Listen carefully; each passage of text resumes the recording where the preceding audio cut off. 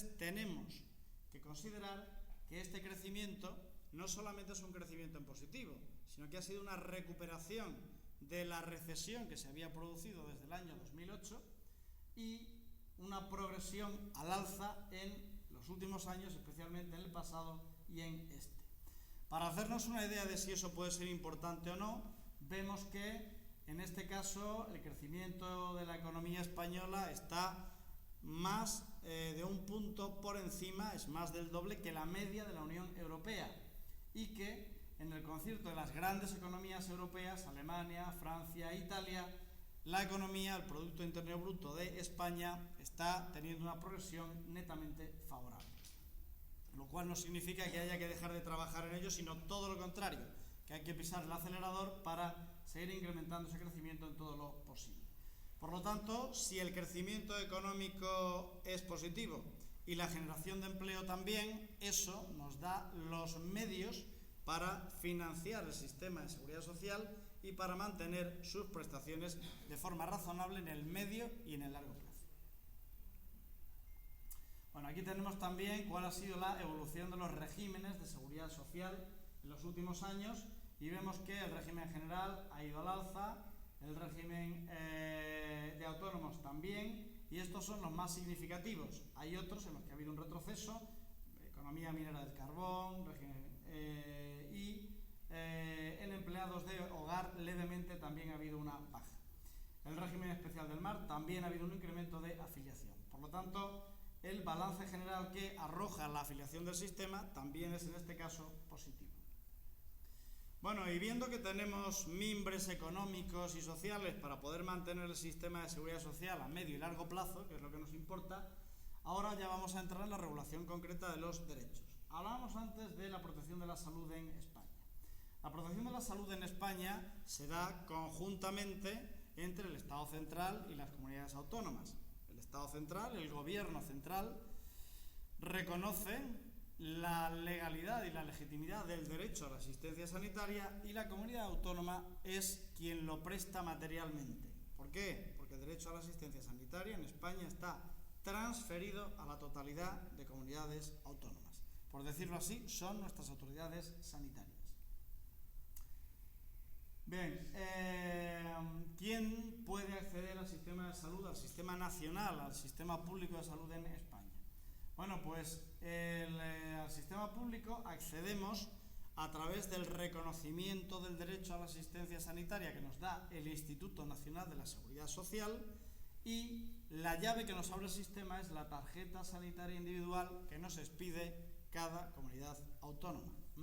Por lo tanto, una vez que nos han dado en el Instituto Nacional de Seguridad Social nuestro documento de reconocimiento al derecho a la sanidad, la comunidad autónoma correspondiente nos tiene que dar nuestra tarjeta sanitaria individual presentando la documentación justificativa correspondiente. La condición de asegurado en el sistema público español la tienen en principio los trabajadores por cuenta ajena o propia que estén afiliados a la seguridad social en situación de alta, los pensionistas del sistema de seguridad social, aquellas personas que perciban una prestación periódica, incluidas las prestaciones contributivas por desempleo y los subsidios por desempleo, es decir, los parados. Un parado en España, aunque sea un parado de larga duración, aunque lleve años sin encontrar empleo, sigue teniendo derecho universal y gratuito a la sanidad, incondicionadamente. Y del mismo modo, las personas que hayan agotado las prestaciones o los subsidios por desempleo también siguen teniendo derecho a la asistencia sanitaria. Además de ellos, que son los titulares de ese derecho, las personas que sean familiares o asimiladas a su cargo son beneficiarios de esa prestación. Por ejemplo, el cónyuge o la persona con análoga relación de afectividad que se encuentre inscrita oficialmente. Estamos hablando de las parejas de hecho. El excónyuge incluso a cargo del asegurado, que ya no es cónyuge porque ha habido una sentencia de divorcio, pero que tenga derecho a pensión compensatoria. Y los descendientes y personas asimiladas a cargo del mismo, que sean menores de 26 años o que incluso teniendo esa edad o superior tengan una discapacidad igual o superior al 65%. Esa discapacidad tiene que estar certificada oficialmente por los organismos públicos que tienen atribuida la competencia de asistencia social en España, que en este caso son también las comunidades autónomas. Bien, todos estos ciudadanos, como beneficiarios, y para serlo, tienen que convivir con el titular, salvo separados y divorciados, y estar a su cargo, no percibir rentas superiores al doble del índice público de renta de efectos múltiples, que en este caso para este año en España está en 532 euros, y no tener derecho a esta prestación por título distinto.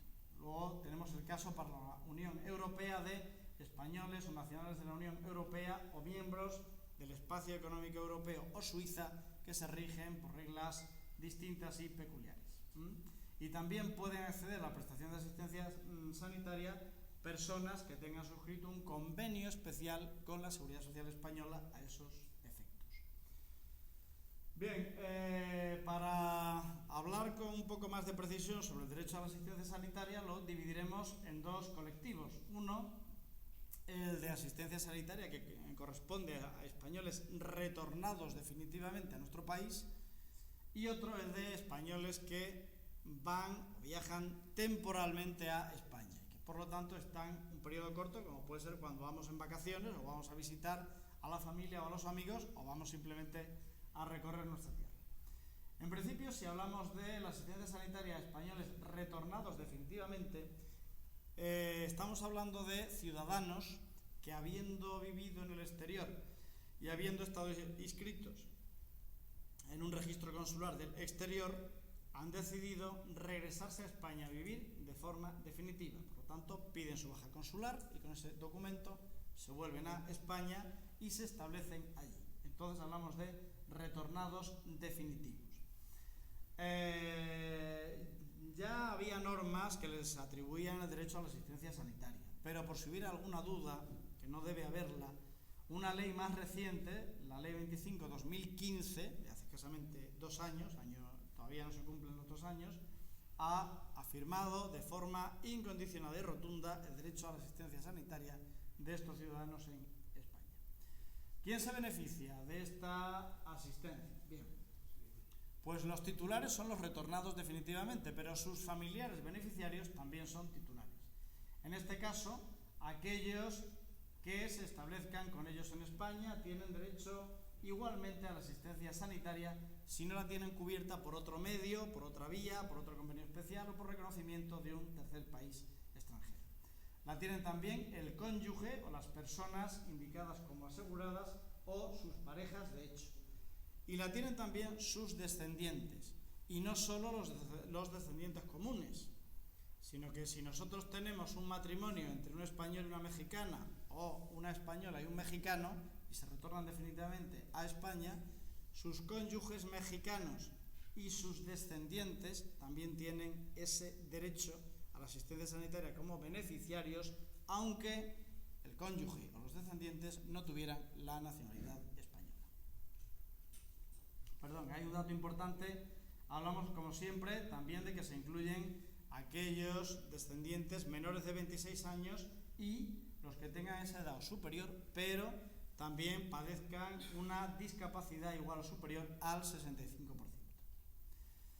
Bueno, ¿en qué consiste esa prestación de asistencia sanitaria para retornados definitivamente y sus familiares? Pues en lo mismo exactamente que reciben asistencia universal y gratuita los españoles que viven dentro del territorio nacional, en términos sanitarios, en términos farmacéuticos.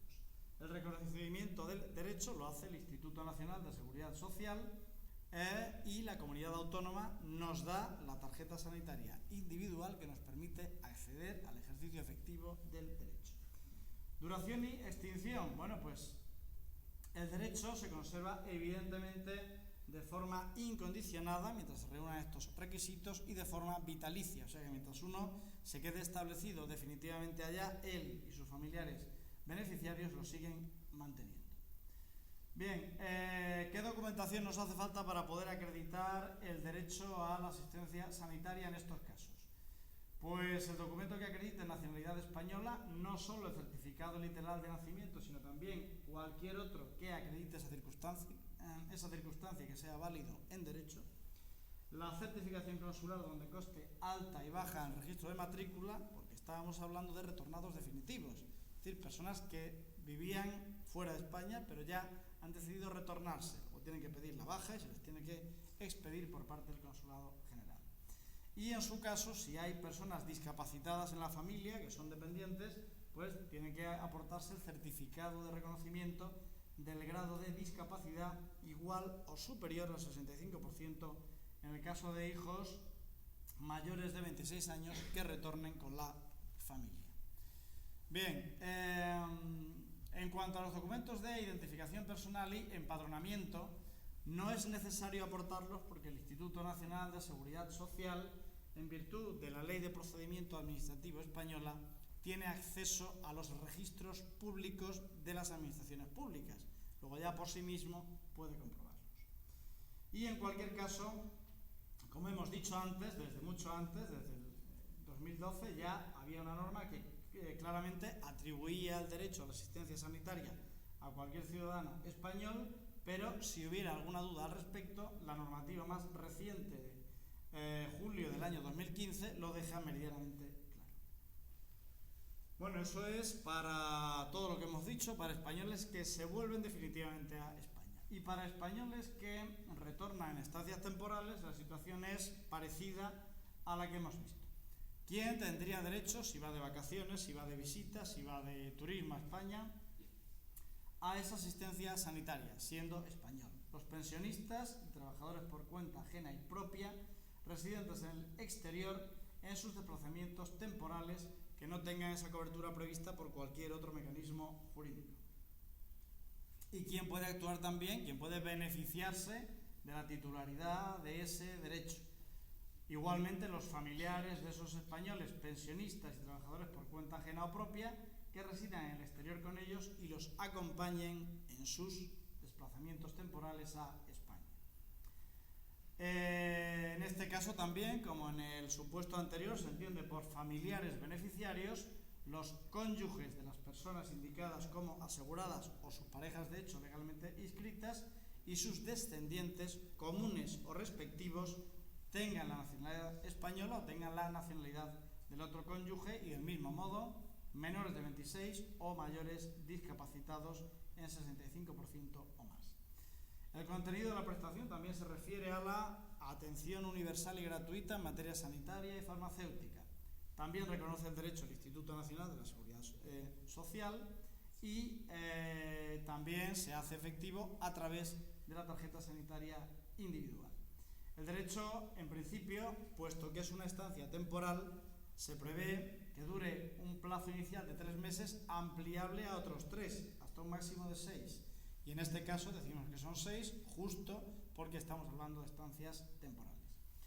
Evidentemente se extingue el derecho por la consunción o la extinción del plazo de estancia previsto o por el transcurso máximo de esos 6 meses.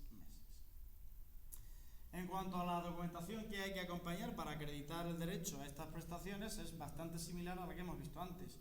Documento que acredite nacionalidad española, no solo por certificado literal de nacimiento, sino por cualquier otro que sea válido en derecho a esos efectos. Y solo debe presentarse la primera vez que se solicite el derecho a la prestación. En las siguientes visitas a España, si se rehabilita el derecho a la asistencia sanitaria temporal, no hay que aportarlo de nuevo. ¿Y por qué no hay que aportarlo de nuevo? Pues porque la Ley de Procedimiento Administrativo Español dice que si ya le has aportado a las administraciones públicas tu documentación una vez, no hay que reiterarla a menos que por disposición legal se te exija. Luego, una vez que hemos aportado nuestra certificación de identidad española, ya no hay que reiterarla en siguientes estancias temporales. Sí que hay que aportar también el certificado de estar inscrito en el padrón de españoles residentes en el extranjero. Igualmente hay que aportarlo la primera vez que se tramita y que se reclama ese derecho. En su caso, si se es pensionista, la documentación oficial que acredita que se es pensionista o trabajador por cuenta ajena o propia. ¿Cómo acreditamos que somos pensionistas o trabajadores por cuenta ajena o propia? Pues con los documentos oficiales del país de residencia en el que estamos radicados, que pueden ser contratos de trabajo, nóminas, hojas de salario, cotizaciones a la seguridad social, por ejemplo, en el caso de México, el famoso informe de semanas cotizadas del Instituto Mexicano de Seguro Social, y si estamos como autoempleados o como empresarios,